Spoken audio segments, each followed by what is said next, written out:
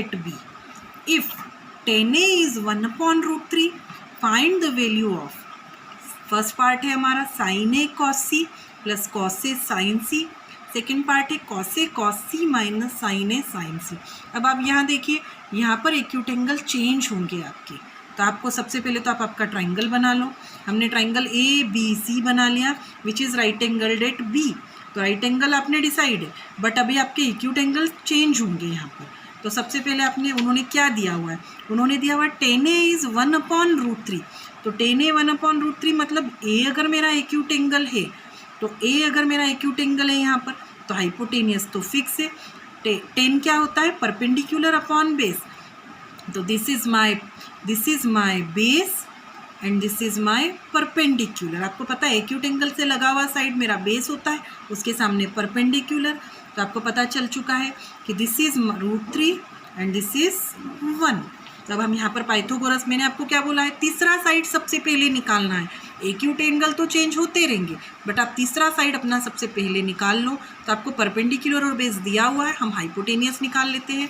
मैंने अगर Pythagoras theorem लगाई इन ट्राइंगल ABC, तो पाइथागोरस थ्योरम मेरे को बोलती है कि हाइपोटेनियस का स्क्वायर, हाइपोटेनियस है AC का स्क्वायर किसके बराबर है, परपेंडिकुलर का स्क्वायर प्लस बेस का स्क्वायर।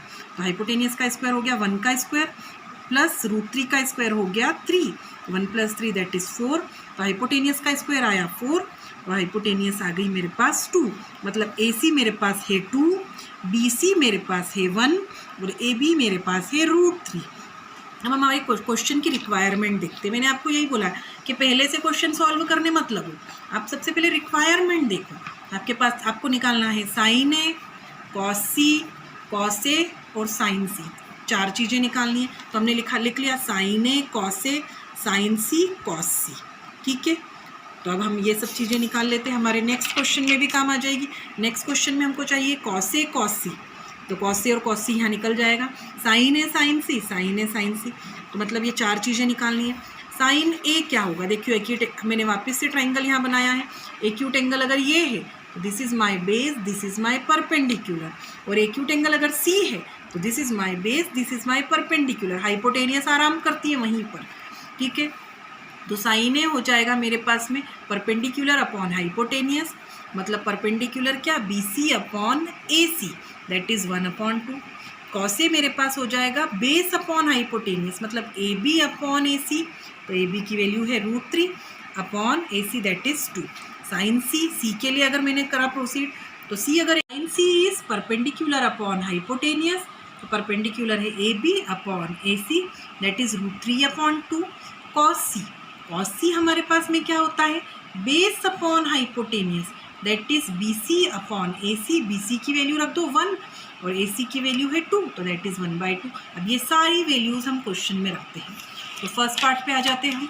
फर्स्ट पार्ट में है sin A cos C, तो sin A निकाला 1/2, cos C 1/2 रख दिया, प्लस ब्रैकेट जरूर लगा देना, cos A √3/2 sin C है √3/2, यहाँ कोई साइन नहीं, मतलब ये मल्टीप्लीकेशन है ना, ब्रैकेट लगा दिया हमने। 1/2 इंटू 1/2 हो गया 1/4, √3 इंटू √3 3, 2 इंटू 2 4, तो 1/4 प्लस 3/4 हो गया 4/4 और this will be equal to 1। Same हम ये क्वेश्चन भी कर सकते हैं, you will do this question. This is cos A cos C minus sin A sin C, ये मल्टीप्लीकेशन है ना, यहाँ कुछ नहीं लगा है, हमने ब्रैकेट से इनको सेपरेट कर देंगे। cos A की वैल्यू है √3/2, cos C की वैल्यू है 1/2 माइनस sin A है 1/2, sin C है √3/2, √3 इंटू 1 √3, 2 इंटू 2 4 माइनस 1 इंटू √3 और 2 इंटू 2 4। अब आप देखिए √3/4 इंटू माइनस √3/4 आपके पास आ गया 0। अब हम चलते हैं क्वेश्चन नंबर 10 की तरफ। This is the question number 10। In triangle PQR right angle at Q, एक ट्राइंगल हमको दिया हुआ है PQR जो राइट एंगल एट Q पे है। अब इसके बाद इन्होंने क्या दिया हुआ है, देखिए PR plus QR is equal to 25 centimetre, PQ उन्होंने दे दिया उसके बाद में 5 सेंटीमीटर।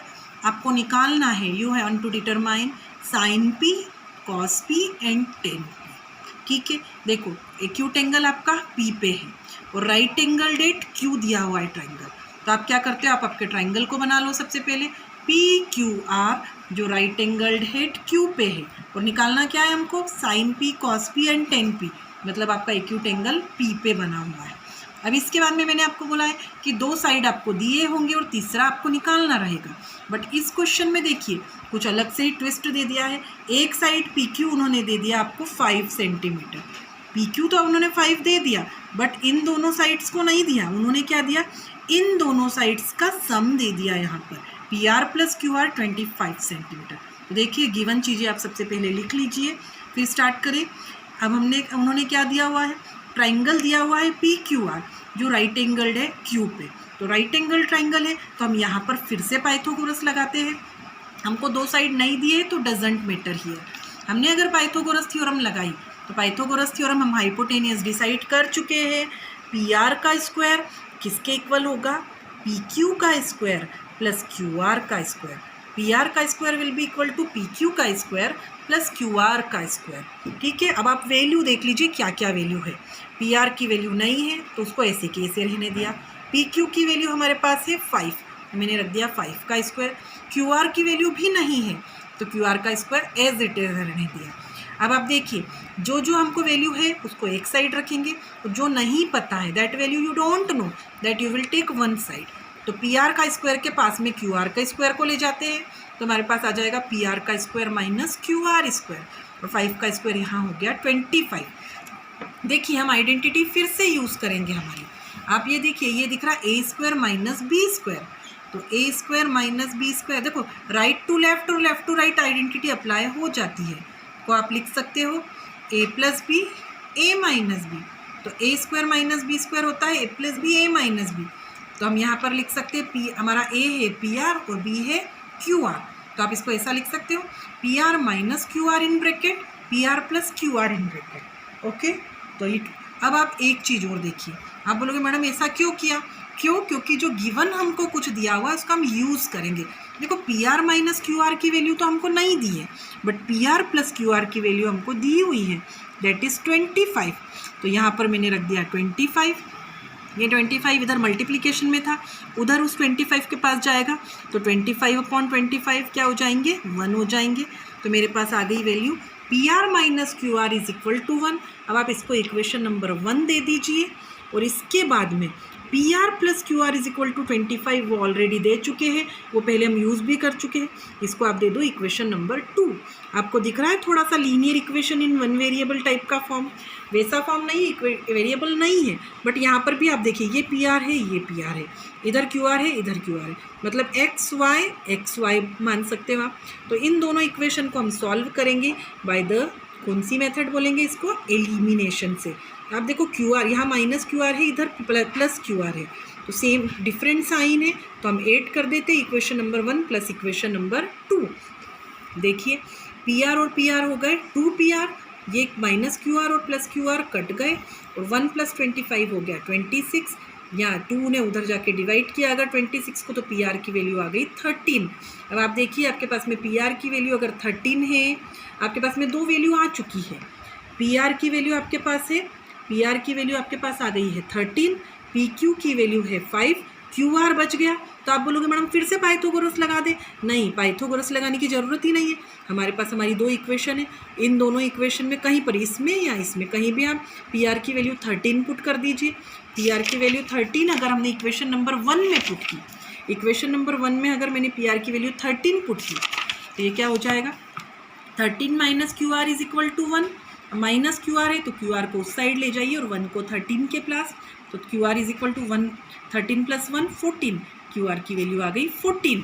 ठीक है, अब हमारे पास में तीनों साइड्स आ चुके हैं। हमारे पास में एंगल है acute angle that is P, तो बेस परपेंडिकुलर हमारे डिसाइड है। तो अब हम वैल्यूज़ निकाल लेते हैं, हमको निकालनी थी sine P, cos P and tan P. तो साइन पी की वैल्यू हो जाएगी हमारी perpendicular upon hypotenuse that is Q R upon P R 12/13।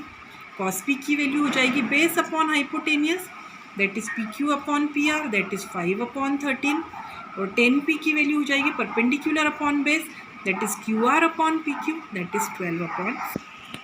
Okay students, here we are ending this exercise. And if you like my video, please like, share and subscribe my channel. You can find the handwritten notes there also.